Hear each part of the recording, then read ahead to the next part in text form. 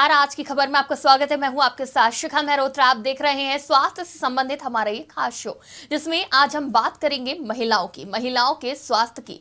4 फरवरी को विश्व कैंसर दिवस लोगों को कैंसर के प्रति जागरूक करने के लिए मनाया जाता है, लेकिन अभी भी महिलाएं इसके प्रति जागरूक नहीं है।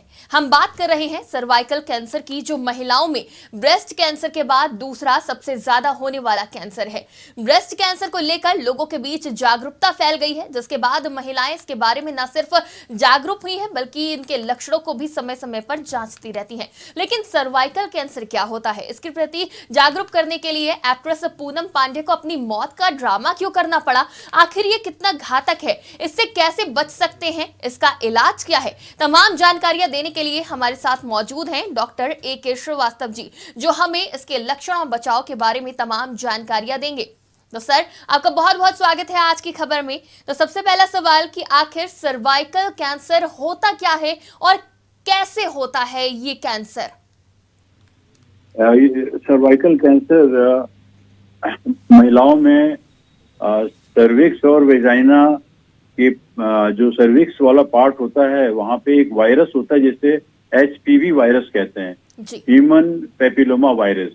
ह्यूमन पैपिलोमा वायरस के संक्रमण से सर्विक्स में ये इन्फेक्शन होता है, जिसके कारण पहले तो ये बिनाइन होता है, बिनाइन के बाद धीरे धीरे कैंसरस फॉर्म ले सकता है यदि रोकथाम न किया गया।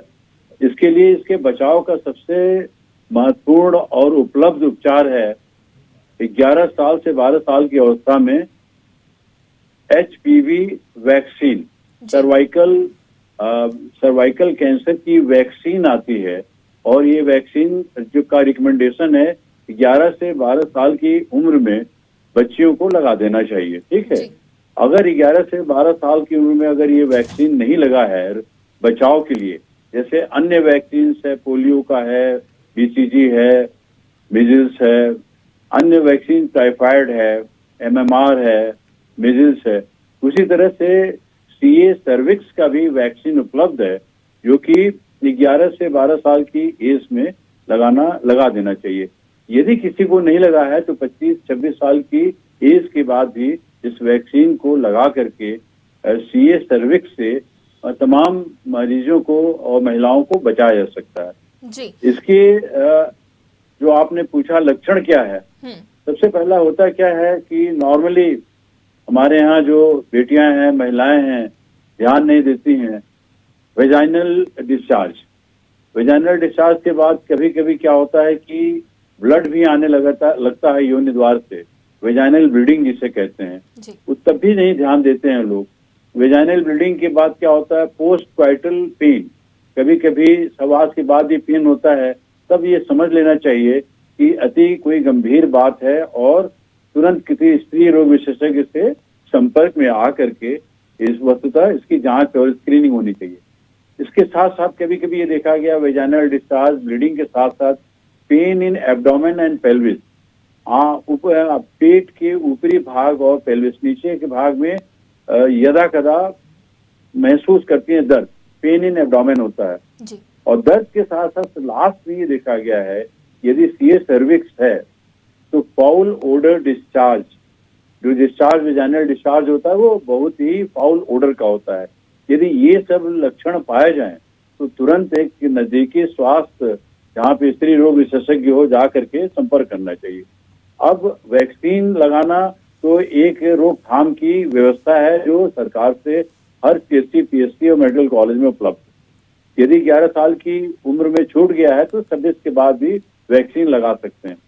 यदि और इसके बाद स्क्रीनिंग करते हैं, स्क्रीनिंग किस चीज का, जो स्मीयर होता है, स्मीयर का हम लोग देखते हैं कि इसमें साइटोलॉजी टेस्ट कहते हैं कि ह्यूमन पैपिलोमा वायरस के साइटोलॉजी टेस्ट करके देखा जाता है कि अमुक व्यक्ति में या स्त्री में या महिला में या युवती में कोई ये स्मीयर पॉजिटिव तो नहीं है। यदि स्मीयर पॉजिटिव है तो उसका स्कैन करके हम लोग देखते हैं कि अगर प्रारंभिक बीमारी है, सर्वाइकल डिस्प्लेजिया है, तो कंजर्वेटिव ट्रीटमेंट से ठीक हो जाता है। लेकिन यदि किसी को सर्वाइकल डिस्प्लेजिया के अलावा यदि न्यूड्यूल्स बन जाते हैं, 3 से 5 मिलीमीटर का कैंसर का ट्यूमर है वहां पे और धीरे धीरे वो स्प्रेड कर रहा, 3 से 5 मिलीमीटर, 5 से 7 मिलीमीटर और कभी कभी सर्विक्स को ट्रांसेंड करके, क्रॉस करके योनि वेजाइना के लोअर पार्ट तक पहुंच जाता है। फिर क्या करना चाहिए इसमें? फिर तुरंत जो है स्क्रीनिंग और साइटोलॉजी टेस्ट के बाद क्रायोथेरेपी आ गई है। क्रायोथेरेपी से काफी आराम मिल जाता है। क्रायोथेरेपी भी अगर नहीं हुआ तो electro surgical removal of that cancerous part होता है। उसके बाद फिर कीमो स्टेज अगर 1, 2, 3 की स्टेजिंग के बाद इसमें हम देखते हैं कि क्रायो सर्जिकल रिमूवल के बाद कीमोथेरेपी और रेडियोथेरेपी देने से पूर्णतः लाभ मिल जाता है और जो कैंसर का स्प्रेड है वो भी रुक जाता है। और प्रायः देखा गया है कि कीमो और रेडिएशन थेरेपी के बाद पेशेंट्स क्योर हो जाते हैं।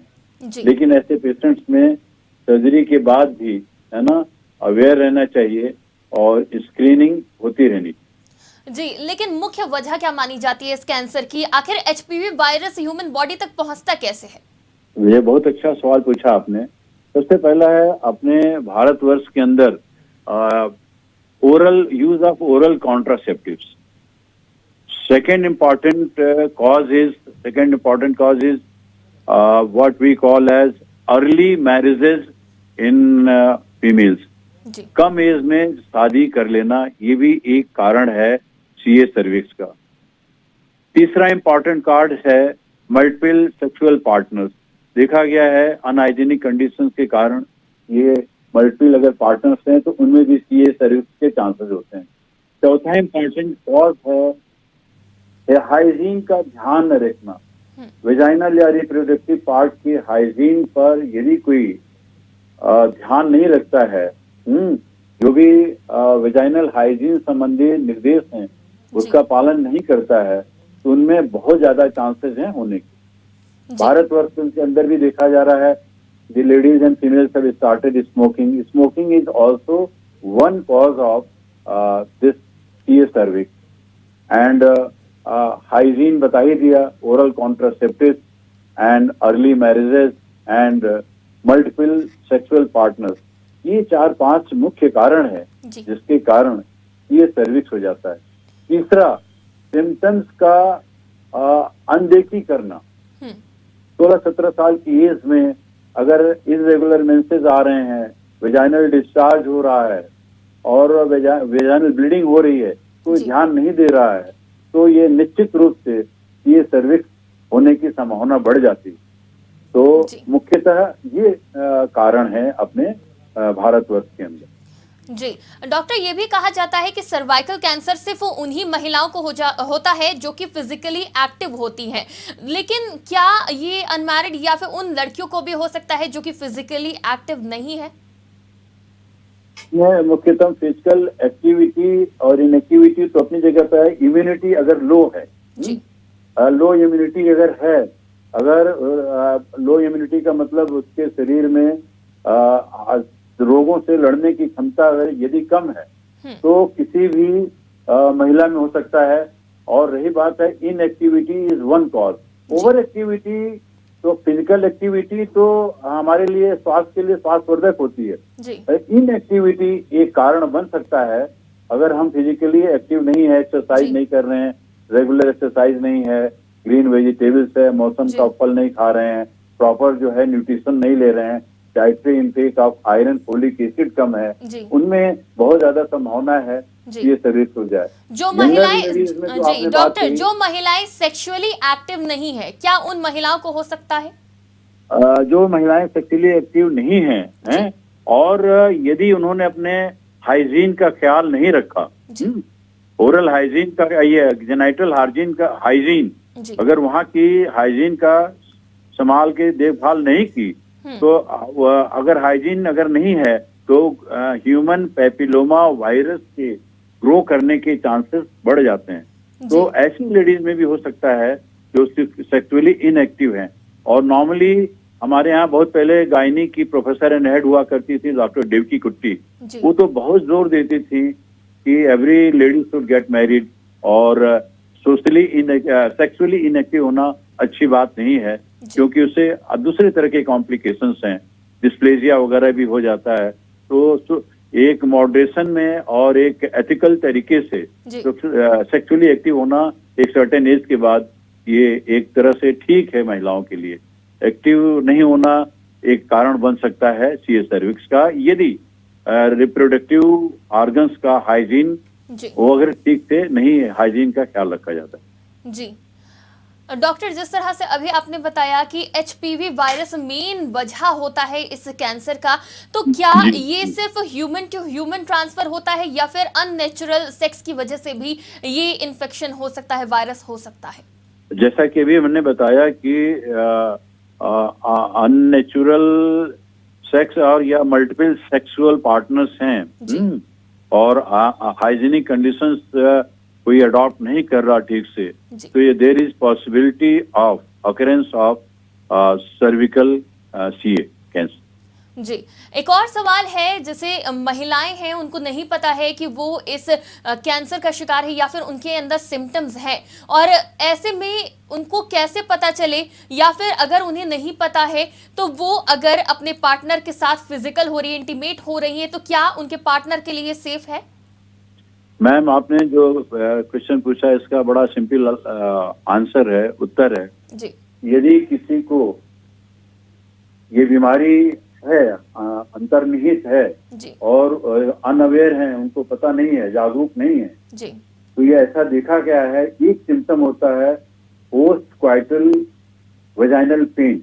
यदि किसी को सीए सर्विक्स है जी, और वह संभोग या इस तरह की कोई एक्टिविटी करते हैं तो उनको post sexual activity post coital pain होता है।